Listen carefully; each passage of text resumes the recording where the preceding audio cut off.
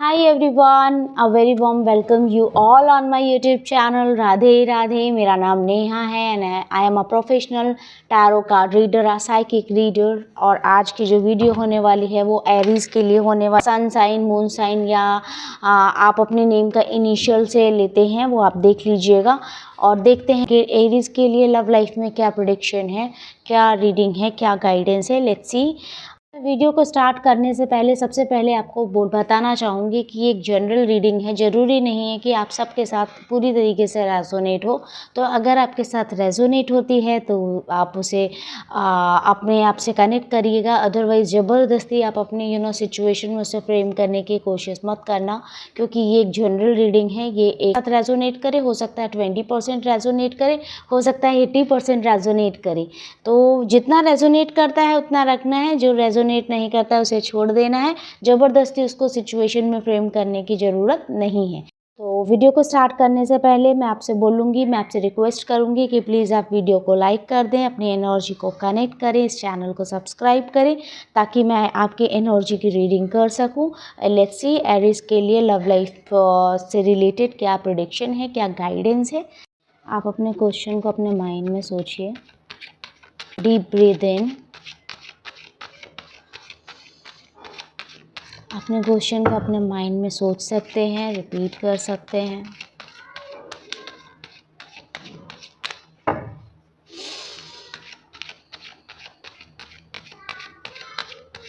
Please video को like करना ताकि मैं आपकी एनर्जी से कनेक्ट कर सकूं।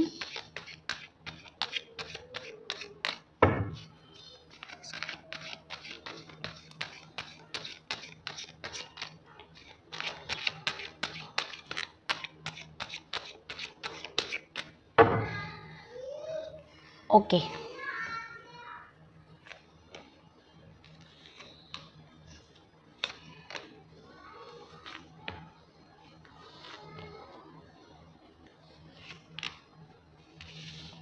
ओके, तो सबसे पहले आपको मैं एक चीज़ और बताना चाहूँगी कि जो भी वीडियो अभी इस टाइम जो लोग भी देख रहे हैं, तो ज़रूरी नहीं है कि आपके पार्टनर की ही एनर्जी हो।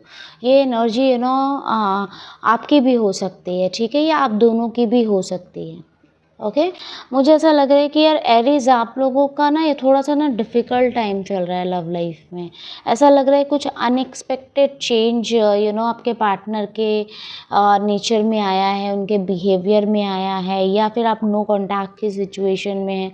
आपकी बातचीत नहीं हो रही है। आपको ऐसा लग रहा है कि आपके पार्टनर का इंटरेस्ट आपके प्रति लूज़ हो रहा है। वो आप में उतना इंटरेस्टेड नहीं है जितना कि पहले थे। ऐसा भी हो सकता है, जैसा मैंने बोला, ये वॉइस एंड वर्सा भी हो सकता है। ये आप दोनों की ही एनर्जी हो सकती है। आप दोनों ही कहीं ना कहीं एक दूसरे के लिए इंटरेस्ट लूज़ करते नज़र आ रहे हैं, ठीक है। तो ये भी लग रहा है, यहाँ पे ये भी लग रहा है कि कुछ ना आप लोगों के बीच में ना सीक्रेट गेम टाइप का या कुछ बातें हैं जिसकी वजह से आप लोगों के बीच में इश्यूज आए हैं। तो लाइक थर्ड पार्टी इशू है, कुछ ना अनएक्सपेक्टेड आप लोगों की लाइफ में एक चेंज आया है। हो सकता है बहुत टाइम से बहुत ज़्यादा स्ट्रेस ले रहे थे, आप लोगों के बीच में कम्युनिकेशन मिसअंडरस्टैंडिंग भी हुई है। कम्युनिकेशन प्रॉपर नहीं हुआ है। अगर आप बैठ के कम्युनिकेट करते तो प्रॉब्लम का सॉल्यूशन भी मिल सकता था। ऐसा लग रहा है कि बातचीत हुई नहीं है, या अगर हुई है तो एक तरफ से एफर्ट्स डाले गए हैं, दूसरी तरफ से एफर्ट्स नहीं डाले गए हैं।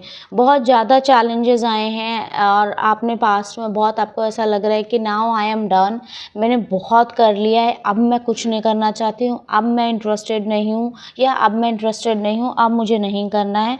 अब ये जो टाइम है ना, अब आपको एक आंसर चाहिए। एक मत इधर आई वॉन्ट द कमिटमेंट और I don't want that person, ऐसी वाली सिचुएशन में है। कुछ थर्ड पार्टी का इशू लग रहा है, लेकिन अंदर आपको ऐसा लग रहा है कि अगर वो पर्सन मेरे पास आ जाए, हमारे बीच में रिकन्सिलेशन हो जाए तो बहुत बेटर है। ये आप ऐसा सोच रहे हैं क्योंकि आप उस पर्सन को मिस कर रहे हैं। मिस वो भी पर्सन आपको बहुत ज़्यादा कर रहे हैं, लेकिन क्योंकि लाइफ में अभी आप लोगों के बीच में जो भी इशू हुए हैं वो बहुत अनएक्सपेक्टेड थे। अगर थर्ड पार्टी इशू हुआ है तो वो भी बहुत अनएक्सपेक्टेड था, ऑल ऑफ सडन हुआ है। और ऐसा हुआ क्यों है? ऐसा हुआ इस वजह से है क्योंकि आप लोगों का बिहेवियर, लाइक आप लोगों के बीच में, नेचर में आप लोगों के बीच में कम्युनिकेशन गैप हुआ है, आप लोगों के बीच में मिसअंडरस्टैंडिंग बहुत हुई है, आप लोगों के बीच में मैं एक तरीके से बोल सकती हूँ कि मिसअंडरस्टैंडिंग के साथ कम्युनिकेशन गैप के साथ साथ थर्ड पार्टी इन्फ्लुएंस बहुत हुआ है, जिस वजह से थर्ड पार्टी या थर्ड पर्सन या थर्ड सिचुएशन ऐसी बन पाई है कि वो आप लोगों का ब्रेकअप या नो कॉन्टैक्ट सिचुएशन करा पाई है। तो जैसा कि मैं अभी देख पा रही हूँ, इस टाइम जो भी लोग हैं वो या तो नो कॉन्टैक्ट सिचुएशन में हैं या एक डिस्टेंस रिलेशनशिप में हैं। और उसके साथ ही ना आप लोग अभी न्यू बिगनिंग, न्यू अपॉर्चुनिटी का वेट कर रहे हैं। इसी वजह से मुझे ऐसा लग रहा है कि कहीं ना कहीं एक मन में चाहत है कि यार ये मेरी विश फुलफिल हो जाए तो बहुत अच्छा है। ऐसा सीक्रेटली मैं ये भी कह सकती हूँ कि आप लोग एक दूसरे को मैनिफेस्ट कर रहे हैं, या मैनिफेस्ट अगर आप डायरेक्ट नहीं कर रहे हो तो इनडायरेक्ट कर रहे हो, बट अपने पार्टनर को मैनिफेस्ट कर रहे हो, सोच रहे हो उसी के बारे में। इस सिचुएशन टाइम पे जहाँ पर आप ऐसी सिचुएशन में आ गए हैं कि आप अपने पार्टनर से बात नहीं कर रहे हैं, किसी थर्ड पर्सन की तरफ अट्रैक्ट हो रहे हैं या ट्राई कर रहे हैं अपनी खुशी को बाहर देखने की, उसके बावजूद आप कहीं ना कहीं इमोशनली आपको सेटिस्फेक्शन नहीं हो रहा है। तो अभी ये जो भी आप एरीज आपकी जो एनर्जी है, ठीक है, आप ऐसी सिचुएशन में, मैं ये नहीं कहूँगी कि आप कंफ्यूज्ड हैं, मैं लेकिन ये कहूँगी कि आप इतने ज़्यादा स्ट्रेस आउट हैं, इतने ज़्यादा स्ट्रेस्ड हैं, इतने स्ट्रेस्ड हैं कि आपको ये समझ में नहीं आ रहा है कि आप अभी करंट में जो कर रहे हो ना वो सही है भी या गलत है, या उसमें कितनी स्टेबिलिटी है, या कितना टाइम आप इस सिचुएशन में रह सकते हैं। क्योंकि अंदर मन ही मन में ये चीज़ लग रही है कि आप वापस से न्यू बिगनिंग चाहते हैं, अपने पार्टनर के साथ एक रिकॉन्सिलेशन चाहते हैं, अपनी इच्छा को पूरा करना चाहते हैं। और अभी मैं बहुत थक गया हूँ, ये सब दिमाग में चल रहा है, मैं बहुत थक गई हूँ या मैं बहुत थक गया हूँ, ठीक है, अगर उसने ब्रेकअप कर लिया है या नो कॉन्टैक्ट सिचुएशन है तो मुझे भी नहीं जाना है, ऐसा आपको लग रहा है। लेकिन डीप डाउन आपके मन में ये चीज़ है कि यार अगर मेरी इस इंसान से बात हो जाए या मेरी इस पर्सन से बात हो जाए तो मेरी एक तरीके से विश फुलफिलमेंट हो जाएगी। लेकिन यहाँ पे देखने वाली बात ये है कि ये जो विश फुलफिलमेंट के बाद वाली जर्नी है वैसे रहेगी, क्योंकि रिकन्सिलेशन तो मुझे दिख रहा है कि आप लोग आने वाले टाइम में रिकन्साइल करेंगे, लेकिन आने वाली जर्नी देखो डेविल का कार्ड है। तो यहाँ पे यही है कि यार अगर आप लोग ना एक दूसरे के साथ रिकन्साइल भी करते हैं तो यहाँ पे कुछ एडिक्शन है आप लोगों को एक दूसरे की तरफ, क्योंकि डेविल एनर्जी क्या होती है ना, डेविल एनर्जी बहुत कंफ्यूज्ड करती है, आपको रियलिटी नहीं देखने देती है, आपको सोचने समझने नहीं देती है। तो फ्यूचर में भी अगर रिकन्साइल कर जाते हैं तो आपके पार्टनर के साथ बस वो ये विश फुलफिलमेंट है कि मुझे इस इंसान के साथ रहना अच्छा लगता है, मुझे इस इंसान की आदत है, इसलिए मुझे ये इंसान चाहिए, ठीक है। लेकिन ऐसा नहीं कि ये इंसान मुझे इसलिए चाहिए क्योंकि मुझे इसके साथ ज़िंदगी बितानी है। मान लीजिए किसी एक पार्टनर की ऐसी फीलिंग्स होगी भी, अगर कोई एक पार्टनर ऐसा सोच भी रहा है तो दूसरे पार्टनर में वो स्टेबिलिटी नहीं है, वो अपने वो सोच विचार करेगा, वो समझेगा।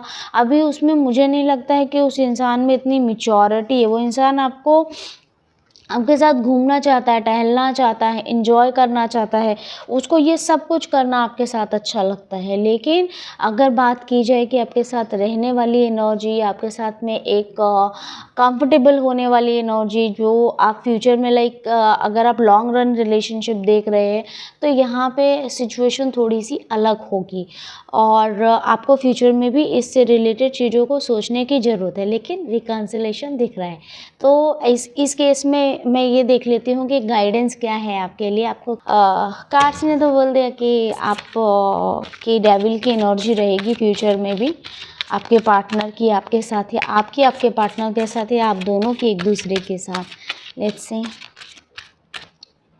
गाइडेंस क्या है। एरिस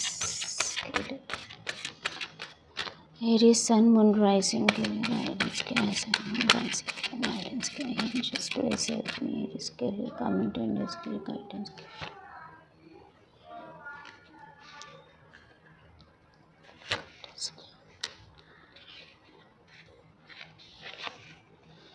ठीक है, अभी देखिए आपके लिए गाइडेंस ये है, इट्स टाइम फॉर हीलिंग। आप अपनी हीलिंग पे ध्यान दीजिए, सेल्फ लव करिए, जितना ज़्यादा हो सकता है खुद से प्यार करना सीखिए। My self and my self love is unconditional, क्योंकि हीलिंग की एनर्जी आ रही है। तो अभी सिचुएशन में जो ये आपने सिचुएशन बनाई हुई है, ये सिचुएशन जो आप दोनों के बीच में चल रही है, सिर्फ और सिर्फ स्ट्रेस ले रहे हैं, प्रोकास्टिनेट कर रहे हैं, कुछ भी डिसीजन नहीं ले रहे हैं।